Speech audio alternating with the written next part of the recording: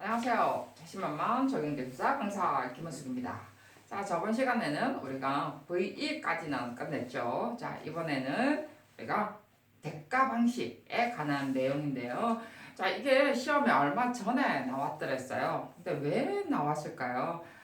이제 이런 내용 왜 나왔는가도 우리가 필요하겠죠. 그죠?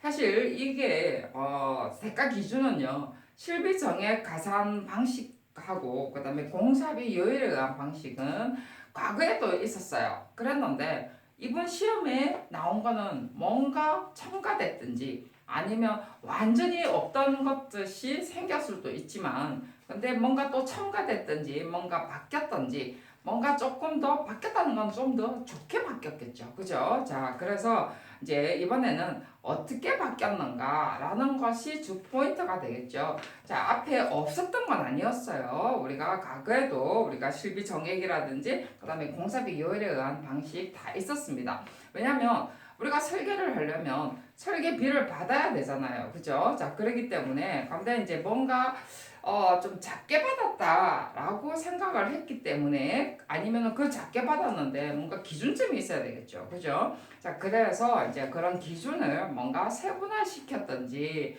아니면은 어떤 기술자의 어떤 내용들이 기준 자체가 뭔가 없었다든지 아니면 그냥 얼마다 해서 주지는 않잖아요. 그렇기 때문에 이제 이런 부분들이 뭔가가 좀 이제 세분화됐든지 아니면 뭔가 불합리한 것을 조금 더 올렸겠죠. 그죠? 더 들어왔겠죠. 자, 이제 그는 맥락에서 여러분들이 내용들을 보셔야 됩니다. 앞에도 이야기했던 것처럼 실비와 실비 가산 정상 방식이라든지 공사비 요율은 그 전부터 다 있었더라는 거. 자, 앞에 이제 계속 또 참 광고가 아니죠. 우리가 자료는요, 네이버 블로그 자신만만 적용기술사에 들어가면은요, 좌측 상단에 강의 자료 해서 들어와 있고요. 자, 다운을 받으시면 되고, 그 다음에 이 강의의 어떤 내용 점점 좀 더 많은 내용을 보려면은 구독을 찍으셔야 되고요. 그 다음에 채널 보기 구독을 찍은 상태에서 구독 탁 눌려보면은 위에 채널 보기 상단에 채널 보기가 있어요. 그 채널 보기를 누르셔야 됩니다. 눌리면은 여러분이 구독해놓은 어떤 내용들이 되게 많죠, 그죠? 그 중에서 이제는 우리가 자신만만 적용기술사 들어가 보면 홈 동영상 재생 목록 이래 있습니다. 그러면 여러분이 재생 목록으로 들어가 보시면 이론 1, 2, 3, 4 이래가지고 쭉 나와 있고요. 지금 이거는 실력 다지기 안에 들어가 있습니다. 자, 이제 그것까지 계속 우리가 유튜브에는 이것만 해줄 수가 없죠, 그죠? 이렇게 썸네일 한다 하더라도 그것만 이렇게 내놓을 수가 없거든요. 유튜브의 단점이 좀 그렇더라고요, 보니까. 자, 그래서 할 때마다 이제 그런 부분들은 제가 이야기를 해 드려야 되겠다라는 생각이 들어서 그래서 이제 그런 자료 자꾸 이제 물으시기 때문에 제가 그 이야기를 합니다. 그 다음에 이론 1에서 6, 7은요, 서초학원에 지금 들어가 보면은 시간표에 미리 공부하기 이래가지고 이론에 관한 내용들이 있습니다. 그냥 다운해서 받으시면 되고요. 자, 여기에 보면은 오늘 이제 바로 들어가 보면요. 앞에 VE는 했고요. 자, VE는 했고, 그 다음에 실비정액. 자, 대가 방식이죠. 자, 대가 방식. 그러니까 말해서 설계비죠. 설계비의 어떠한 적용의 방식이겠죠. 그죠? 그래서 설비정액 가산 방식이 있고요. 그 다음에 앞에 이야기했죠. 여기에 공사비 요율에 의한 방식이 있습니다. 자, 설비정액 가산 공사비 요율 방식은 뭐냐 하면 실비정액은 들어가는 금액 그대로 적는 방법이고 그 다음에 공사비 요율은 계산을 해서 우리가 이 정도 처음에는 바로 설계를 다 해야만이 공사비가 나오잖아요. 그죠? 그랬는데 관에서는 대충의 공사 정말해서 예산 정도 가지고 나오겠죠. 예산이 한 100원 든다. 100원이 들면은 이 안에 이제 설계를 맡기게 돼 있으니까 그래서 계산을 해보니까 실제로 우리가 공사비가 한 120원까지 안 하잖아요. 100원 예산인데 120원이 안 하잖아요. 그래서 뭐 한 95원이더라 라고 하면 거의 비슷하게 나오잖아요. 그죠? 그래서 예산에 맞춰서 나름대로 몇 프로 이래가지고 설계비로 나옵니다. 자, 그러다 보니까 어떤 단점이 생기죠? 공사비는 100원인데 한 5% 공사비에 따라서 사실 퍼센테이지가 또 다르거든요. 그래서 한 5% 정도다 이러면 할 일은 똑같죠, 사실은. 그죠? 어찌 보면은 조사를 해야 되고, 그걸 분석하고, 그 다음에 뭐 청량도 때로는 해야 될 때 있고, 그러다 보니까 해야 될 일은 똑같은데, 금액이 작으면, 공사비가 작으면, 설계비가 너무 작게 나오는 거예요. 그러다 보면, 우리가 아주 정말 못하는 사람, 뭐 면허 때로는 없는 사람, 아니면 뭐 수의계약한테도 맡기면서, 아니면은 특히 조경 같은 경우는 그런 게 더 많죠. 공사 이거 넣어줄 테니까 설계해라. 이렇게 나오는 경우죠. 근데 진짜 그거는 저는 설계라고 하지 않아요. 솔직히 말해서. 그건 설계가 아니고 말 그대로 레이아웃 하는 거죠. 제가 이런 말 하면 굉장히 욕을 많이 듣습니다. 그거는 레이아웃이에요. 저는 아무리 욕을 들어도 저는 할 말은 하죠. 레이아웃입니다. 자, 제가 욕을 들어도 하는 이유 중에 하나가요.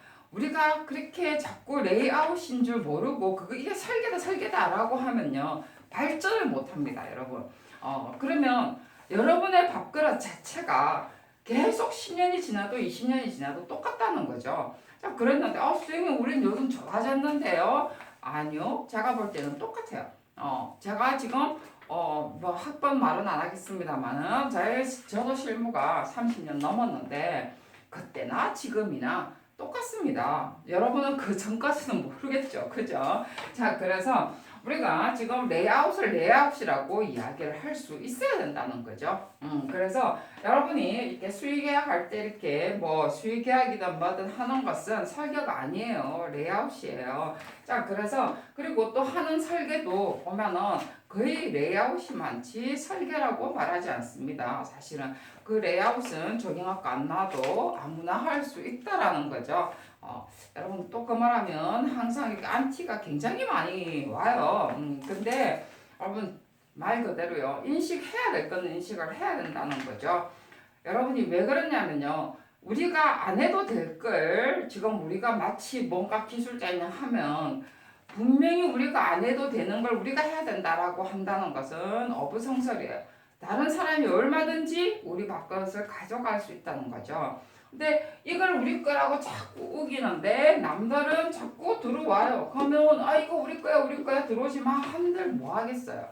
그렇기 때문에 줄 수 있는 거는 얼마든지 줄 수 있어야 된다는 거죠. 그죠? 저는 그래 생각을 합니다. 제 입장에서는 우리가 우리의 밥그릇을 지키기 위해서는 우리가 실력을 높여야 되는 거지 이런 것을 우리 거다 해서 지키면은 발전이 없어요, 여러분. 그래서 우리가 지금 앞에 이야기했던 것처럼 설계 정액, 공사비 요율 우리가 다 있었다고 제가 또 이야기하잖아요, 그죠? 그래서 우리가 이게 공사의 어떤 금액의 요율이라든지 이런 거 과거에 정말 그냥 공사를 받기 위해서 하는 경우 이거는 설계가 아니라고 그랬어요. 그래서 우리가 이제 이런 것을 부당하게 받고 있었고요. 지금도 부당하게 받고 있습니다. 자, 그러다 보니까 무슨 문제가 또 생기죠? 설계 자체가 아니면 계획 자체가 여러분의 질이 떨어진다는 사실이에요. 자, 여기에 딱 나와 있습니다. 물론 제가 지금 이야기하는 건 하나도 없어요. 여기에는 법에 적혀 있는 목적이라든지 그게 나와 있는 어떤 내용들을 그대로 실어놓은 겁니다. 단지 줄였다는 거죠. 제가 줄인 거지. 제가 뭐 내 임의로 적어놓은 건 하나도 없어요. 여기 보면 엔지니어링 사업 대가 기준 해서 나왔죠. 3법 해놓은 것은 기술산업기본법에서 제가 내용들을 뺀 거예요. 산업기본법에 준하고요. 그 다음에 엔지니어링 산업진흥법에 의해서예요. 그죠? 자, 모든 것은 기본법에서 나오고 진흥법은 좀 더 잘하기 위해서 좀 더 세부화시킨 거죠. 그죠? 자, 그래서 산업진흥법에서 나오고요. 자, 산업통상지원부가 주체가 됩니다. 그죠? 여기에서 이제 나름대로 뭔가 또 법을 만들어서 올리는 거겠죠. 자, 그래서 여기에 바로 나오죠. 목적이겠죠. 성과물의 질 향상입니다. 우리가 지금도 여러분들은 설계하는 입장이라든지 계획을 하는 입장에 있는 사람들은 잘 모르겠지만 아마 오너 되시는 분들은 잘 알 수가 있을 거예요. 성과물의 질 향상하고 고급 인력 확보, 산업 경쟁력 강화. 자, 이거는 뭐 기본적으로 하는 이야기니까 가장 중요한 거는요, 제가 봤을 때도 성과물의 어떤 질 향상입니다. 이것이 좋아져야 되는데 이게 안 좋아지고 경쟁력만 하다가 보니까 서로가 뜯어먹고 살아야 되잖아요. 그죠? 제가 너무 막말했나요? 우리가 왜냐면 내가 하나 사무실을 했어요. 엔지니어링 사무실을. 근데 나오는 건 한정돼 있죠. 뭐 공사하는 사람도 마찬가지입니다. 나오는 건 한정돼 있다 보니까 가격을 낮춰서라도 해야 되는 거죠. 그죠? 그랬는데 말 그대로 옛날에 어떤 실비 정액이나 공사 비율에 택도 없이 기준도 없이 맞춰놓다 보니까 그것조차도 서로 가져가려고 하다가 보니까 당연히 무슨 일이 생기죠? 질 떨어질 수밖에 없죠. 그래도 요즘은 좀 많이 좋아는 졌습니다. 자, 그 다음에 뭐 산업 경쟁력 강화. 외국의 어떠한 비해서도 사실 물론 어떨 때 보면 우리나라가 이렇게 설계 어떤 업 자체는 외국보다는 조금 더 좋은 부분도 없지 않아 있긴 있어요. 그랬는데 그래도 이제 이런 어떤 데이터베이스가 좀 안 되는 게 사실은 좀 문제긴 문제죠. 자, 그 다음에 이제 그러기 위해서 그 다음에 가장 중요한 왜 바꿨느냐죠. 세분화 시키는 거야.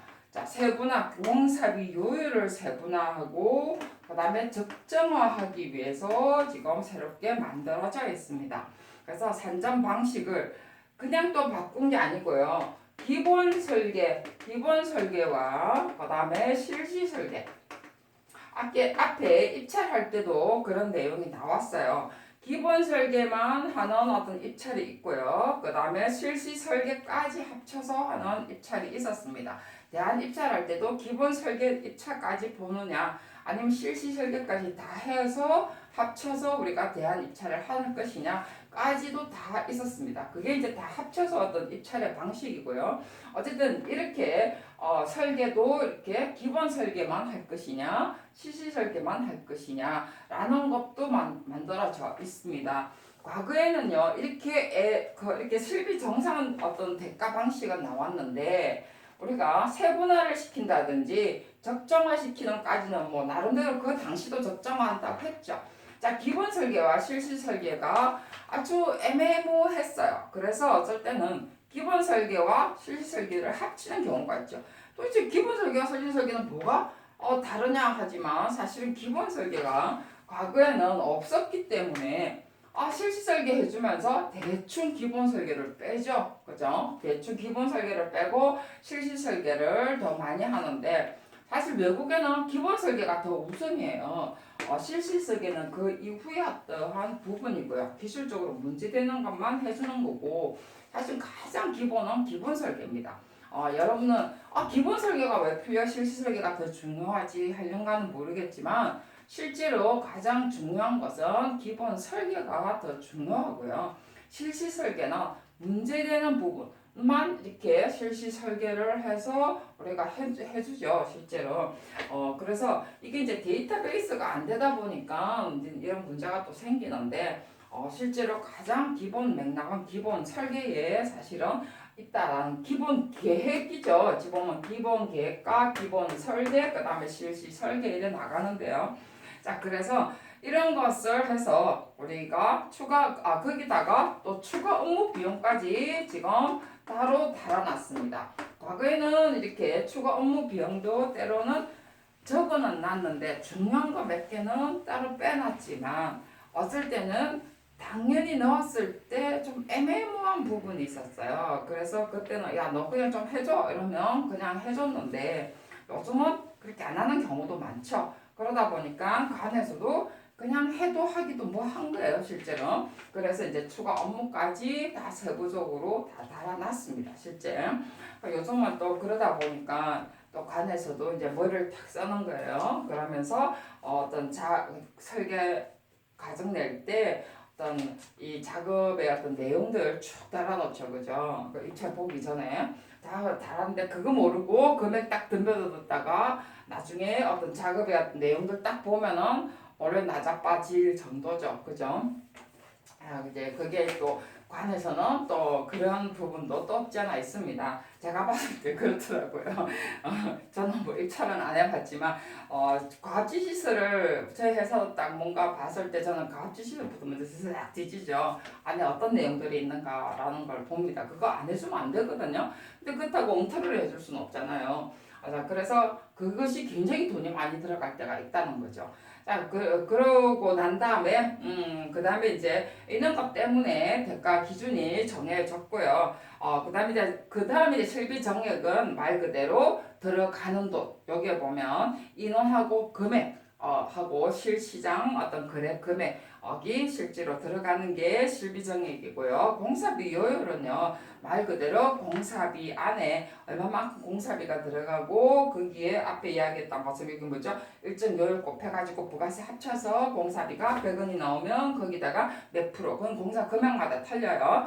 그래서 몇 프로, 뭐 5%일 때도 있고 10%일 때도 있고 15%일 때도 있습니다. 자, 이런 것이 우리가 있는데 앞에 이야기했던 것처럼 이런 부분 때문에 바꿨다는 거. 공사 비율 세분화와 공사비 적정화, 그 다음에 실시 업무, 실시 설계 업무, 기본 설계 업무, 그 다음에 이런 세부 기준을 전부 다 대가 방식에 바꿔놓았는데 여기 뒤에 더 보면은요, 공사 비율 세분화 지금 나와 있죠. 공사 종류별, 그죠? 그 다음에 난이도. 옛날에는 설계도 그렇고 공사도 그렇고요. 난이도가 아니고 공사 같은 경우는 우리가 대가표에 의해서 만들어졌죠. 그죠? 근데 지금은 우리가 난이도별 그래도 적용은 하는 경우도 있고 안 하는 경우도 있습니다. 실제로. 근데 공사 난이도별 설계도 마찬가지입니다. 설계가 난이도가 있어요. 건축 설계도 그렇고 조경 설계도 그렇고. 그다음에 공사 종류별 이렇게 해서 이렇게 설계의 어떤 중요도가 설계 난이도가 있다라든지 이렇게 추가가 되는 업무가 뭐냐에 따라서 설계비도 이렇게 적정화 시킨다는 거죠. 그게 우리가 실비 정액 가산 방식이고 그 다음에 공사비 요율 방식. 그래서 이게 지금도 조금 그런 관행이 있는데요. 주로 요즘은 실비 정액을 많이 합니다. 공사비 요율은요. 설계를 했어요. 자, 설계를 우리가 100원짜리 공사를 우리가 설계는 뭐 5원에 받고 했습니다. 자, 5원짜리는 없나? 5원에 받고 했는데 공사가 끝났어요. 근데 설계가 뭔가 바뀌었어요. 그랬는데 공사비는 우리가 뭐 120원일 수도 있는데 우리가 80원으로 바뀌었다고 치면 설계비가 바뀌는 거예요.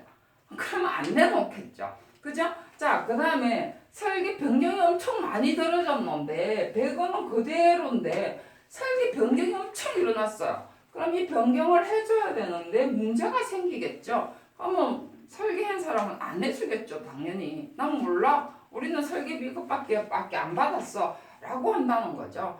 자, 그래서 이런 문제가 사실 지금도 많이 발생하고 여전히 지금 어떤 관행 때문에 많이 바뀌진 않지만 그래도 우리가 중요한 설계 같은 경우는요. 또 국가기관의 어떤 중요 설계 같은 경우는 여러분 조경 설계는 위험도가 없는 것 같지만 정말 어떤 디자인이 요구되는 설계가 있는 경우도 있습니다. 자, 그럴 때는 추가 업무 비용도 들어가고요. 그 다음에 말 그대로 우리가 어떤 설계자가 들어갈 것이냐에 따라 가지고 우리가 금액도 우리가 바뀌고요. 설령 우리가 공사가 다 끝났는데 아니면 중간에 하는 과정에서 뭔가 더 필요하다 이러면 관에서 요구를 합니다. 실제. 자, 그랬을 때 회사에 그 설계를 다시 계산을 해서 용역을 청구하는 경우도 있어요. 자, 그래서 이런 것에 탄력성이 생기는 거죠. 이제 이렇게 만들어짐으로 인해 가지고 옛날에는 딱 픽싱이 돼 있어 가지고 거기에서 움직이지를 못했다는 거죠. 그렇기 때문에 이런 탄력성이라든지 그래서 우리가 이런 부분들 지금은 많이 하지는 못하지만 그래도 이렇게 만들어짐으로 인해 가지고 어떠한 그 관에서도 뭔가 더 투자할 수 있는 부분이 있다라는 거 여러분 이렇게 한번 보시고요. 말 그대로 요율 조정은 기획 및 설계 난이도, 그 다음에 비교 설명을 할 때 우린 대충 하잖아요. 그죠? A안, B안, C안 냈는데 뭐 B안을 한다라는 말을 많이 하잖아요. 근데 A안은 어때서 어떻게 쭉 내용 나오고 B안 어떻고 C안 어떻다 이래서 서로가 상호 비교해서 B안까지 내는데 그 설계 검토하는 과정까지도 우리가 다 할 수 있도록 한다는 거죠. 그래서 우리가 설계비의 정도가 생각보다 여러분들이 그냥 여러분들은 잘 뭐 대충 하기 때문에 이런 요율 조정이 왜 필요한가는 모르겠지만 실제로 위에 어떤 중요한 설계로 가면은요 이런 요율 조정으로 인해 가지고 설계에 심취하는 정도가 달라진다는 거죠. 그래서 검토하는 과정도 그렇고요. 그래서 이런 것이 있다라는 거 아시고요. 자, 다음 시간에는 요율 세분화에 관한 내용들 하면서 적정하는 그렇게 요율 적용의 몇 배 이것까지는 다 필요는 없지만 대충 어떻게 구분이 되어 있는가라는 걸 보도록 하겠습니다. 자, 수고 많이 하셨습니다.